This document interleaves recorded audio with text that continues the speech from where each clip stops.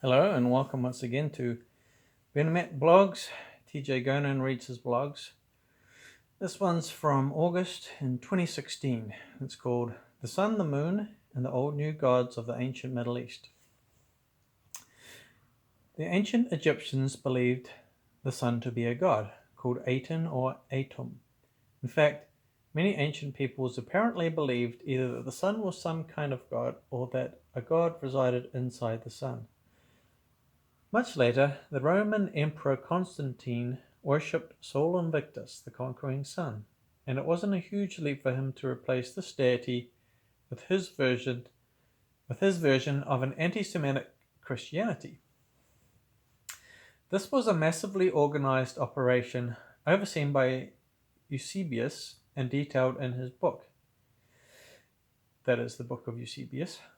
Many symbols remain of the sun in the Roman Catholic religion, most notably the Eucharist. This is a stylized model of the sun, in which the Catholics place a small wafer of bread, then worship. Catholics originally forbade the reading of the Bible to the common people in their own language, and had them pray to statues they identified to them as semi-deified humans, but were more likely ancient European gods and heroes. The Roman Catholic religion is one of the world's most popular religions today, and historically the source of much violent anti-Christian and anti-Semitic activity. I would postulate that this religion is, underneath the facade of pseudo-Christian jargon, modern-day sun worship. In practice and appearance, this religion is as alien to the belief system of the Bible as any pagan religion today. The ancient Sumerians worshipped the moon god Nana, or Sin, in Akkadian. The symbol of the moon god was the crescent moon, turned on its back and worn as a crown by the statue or image of Nana. The consort of Nana was Inanna, symbolized as the planet Venus, and the infrequent lunar event of the planet Venus appearing almost inside the moon was seen as the conjugation of these two deities. Incredibly, the modern-day country of Turkey has the ancient pagan event as its national flag. Naturally, just as the Roman Catholic religion, and indeed much of modern Christianity, has many pagan symbols and practices, including the cross. According to the original language of the New Testament, Yeshua or Jesus was executed on a stake.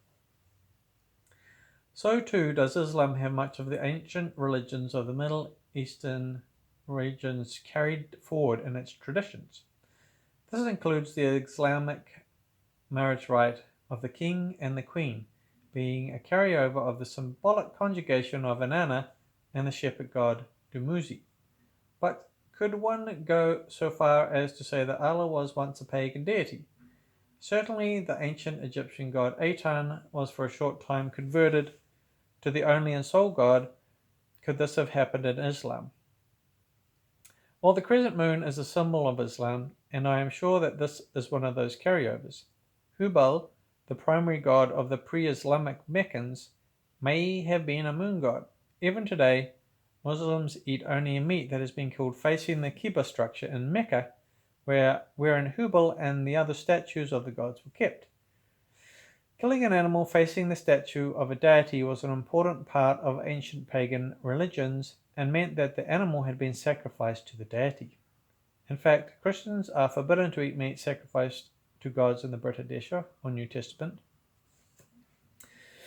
Of course, it can be shown most great rulers, despite whatever propaganda they spout to their followers, believe in themselves above all else. Muhammad in the Quran admits to temporarily believing himself above his God.